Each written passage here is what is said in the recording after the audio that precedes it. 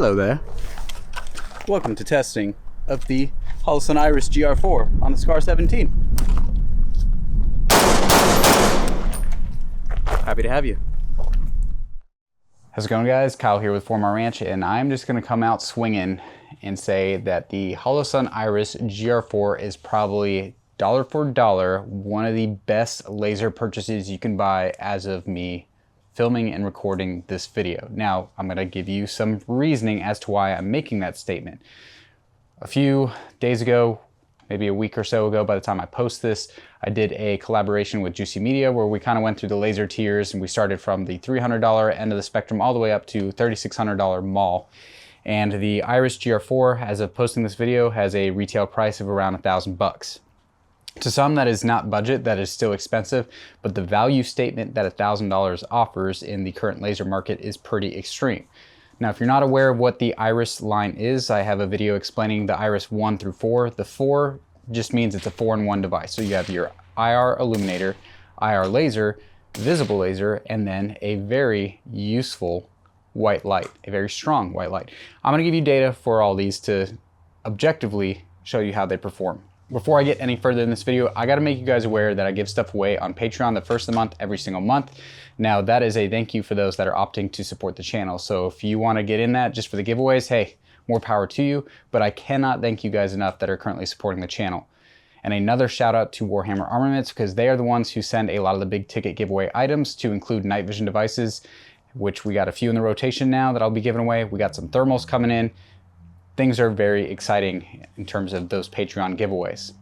And last but not least, Optics Planet also supports the channel by sending us some optics for review from time to time, and you can save yourself 7% off site-wide. That is not some kind of affiliate code that gives me kickback to my pocket. You guys are simply gonna save some hard-earned money using that code. Now, the last thing for transparency purposes is Holosun did send this Iris 4 my way.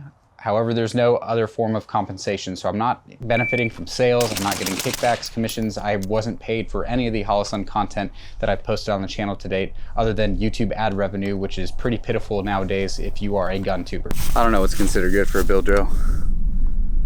158.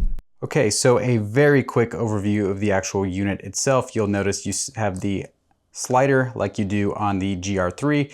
Now, the main difference is that you obviously have the fourth operation, which is the white light.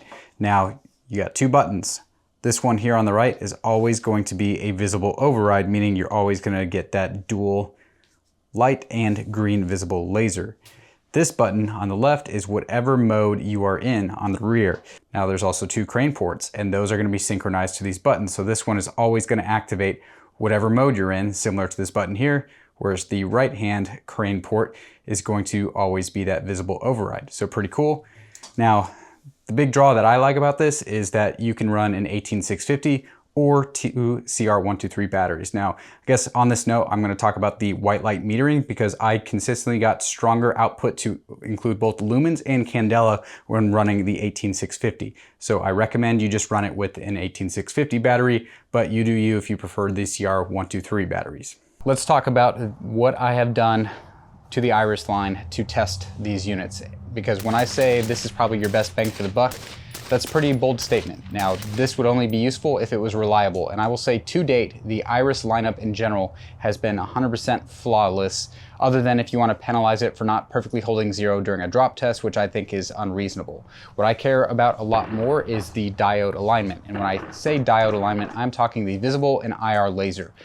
Every single Holosun lamp I've tested to date, even predating the Iris lineup, the diodes were perfectly, I mean dead nuts aligned. So whatever Holosun is doing, they know what they're doing and they do it very well. On top of that, every single Holosun lamp that I've tested and put rounds downrange through and drop tested has remained perfectly dead nuts aligned. So super, super good to go if you happen to have occasional drift, which is most likely gonna be due to your handguard, more so than the Iris line based on, again, how well it's held alignment internally. You can make those adjustments and know that those units are perfectly slaved. So that is reason number one. Super impressed when it comes to that. Now, the other obvious reason is form factor. This is pretty cool, very small, compact. You get 4 useful features in one small device. But beyond that, those features are done and implemented very well. So starting on the IR side, The IR aiming laser is perfectly balanced, not too strong, and it's also not so anemic that you can't pick it up as long as you are running, you know, quality analog night vision. I can't speak to the lower spec tubes because I'm typically running 2500-ish FOM. I've run 1800 FOM with this as well and had no issues. Now the illuminator is also very, very good. It's very clean, it's a VCSEL-based illuminator, and you can converge and diverge the illuminator with the slider. So if you want to know more about the Iris feature set on the IR spectrum, I'm going to have a much more in-depth video on the GR4 talking about the IR function of this device. On this one, for the rest of the video, I really kind of want to focus on the white light output that supplements the IR function. So first of all, you don't need to run a switch. You have a dedicated button that is going to get you into whatever mode you have this dial on the rear set to, and then you always have a vis override essentially, which is going to activate that white light and green laser. And again, this white light is very useful.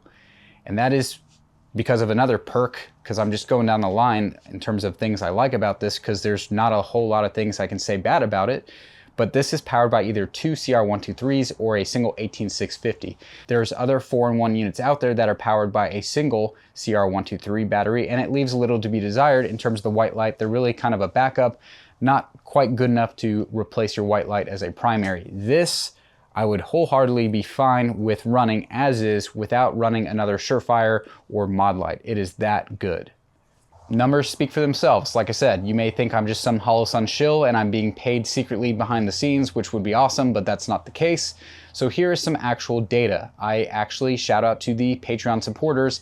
Because of their support, I was able to invest in an actual light meter. So I'm going to give you some actual candela and some lumen output based on my sample size of 1 Iris GR4 here, to compare it to the ideal specs. Now, those specs are probably gathered in perfect conditions. There's obviously some losses in real world, and maybe if I had a different unit, the specs would vary, but nonetheless, these are the actual readings that I got for my unit.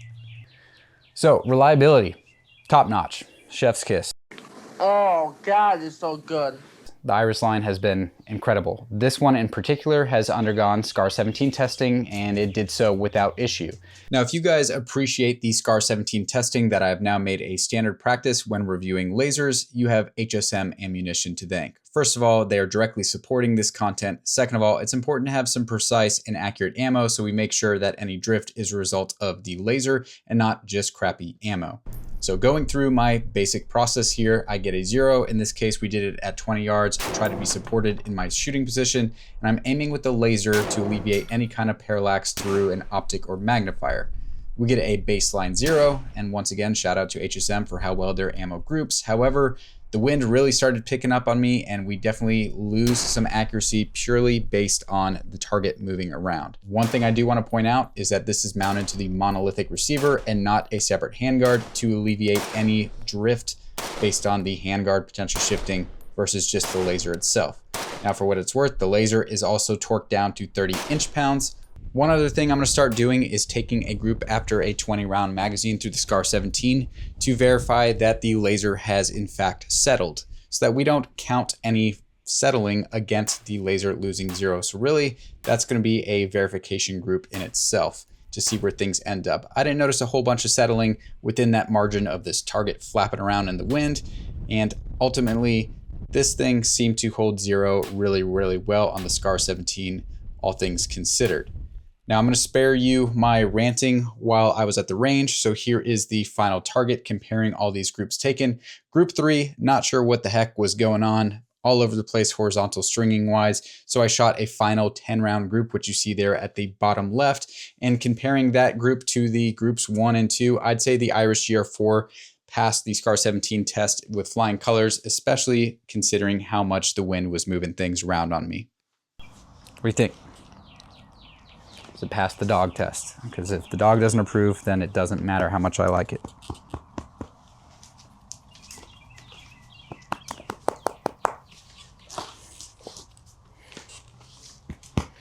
This is Lobo, guys. He's my soon-to-be 12-year-old German Shepherd.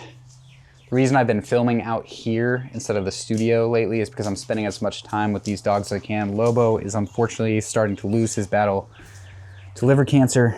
So we are including him in as many videos as possible, because I know one day I'm going to look back at this footage and just kind of want to live in the moment a little bit. So that is some behind the scenes of why I'm filming in the yard instead of the studio. And every like on this video and every additional subscribe that you click gives Lobo a fighting chance. His words, not mine, guys. So subscribe to show your support.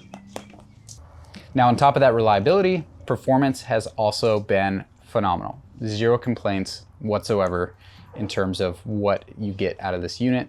I don't personally need something strong enough to call in airstrikes.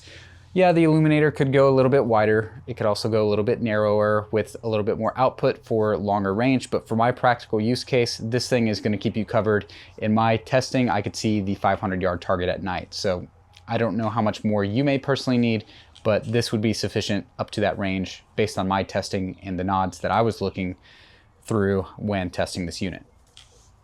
So I don't think this comes at any surprise, but I cannot recommend the Iris GR4 enough. If this happens to be the price range that you're looking at, this is kind of a no-brainer. And kind of circling back to the intro where I talked about the laser comparison video, after I had a little bit more time to digest my thoughts, you know, I had said, hey, maybe the Trinity is the best bang for the buck because you could get potentially, 3 Trinities for the cost of one of these.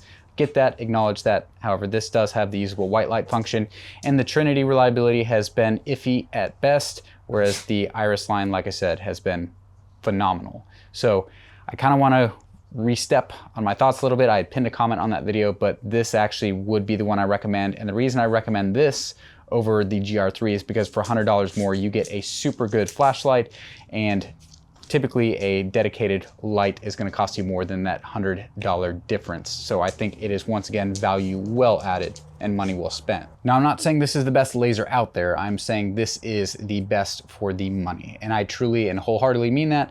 A lot of people that watch these videos are self-funded law enforcement officers. And I've said for a while, you'll find me on record in multiple videos, that currently the Iris is the lowest cost of entry for something I would personally trust for duty use, and that I could sleep good at night telling people that actually are door kickers that this is something, based on my testing, you can actually rely on to hold up for actual rugged use beyond flat range fun with your friends at night.